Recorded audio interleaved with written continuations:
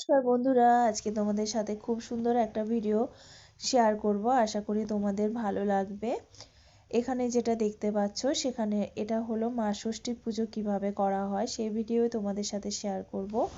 উপরে যে ছবিটা দেখতে পাচ্ছ এটা দেওয়ালের মধ্যে ৬০ জন ছেলে ৬০ জন বৌমার আঁকা রয়েছে। আর এখানে মেথি আর হলুদ আর সিঁদুরের ফোঁটা লাগানো হচ্ছে। নিচে সুন্দর করে একটা আলপনা দেওয়া আছে, আলপনার মধ্যে তালপাতা বিছানো আছে, তালপাতার মধ্যেই নোড়াটাকে শোয়ানো হবে। শিব নোড়াকে আমরা পুজো করি, প্রতি বছর এই উৎসব পালন করা হয়।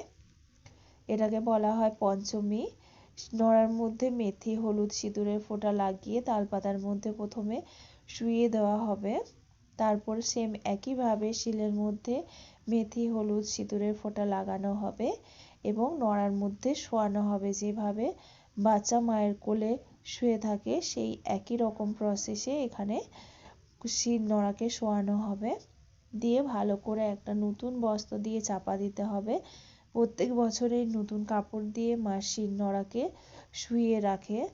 শীত পড়ার আগে প্রতি বছর মা শির নোড়া ভালো করে পরিষ্কার করে একটা ভালো কাপড় দিয়ে চাপা দিয়ে রাখে, যাতে মা ষষ্ঠীর গায়ে ঠান্ডা না লাগে।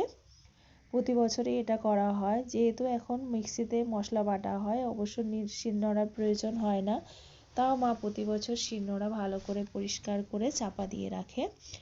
এখানে কিছু শুকনো প্রসাদ দিয়ে রাত্রিবেলায় পুজো করা হয়। তার মধ্যে রয়েছে নরকমের ভাজা মিষ্টি ফল দিয়ে শুকনো প্রসাদ দিয়ে পুজো করা হবে। তারপর সবাই প্রণাম করবে।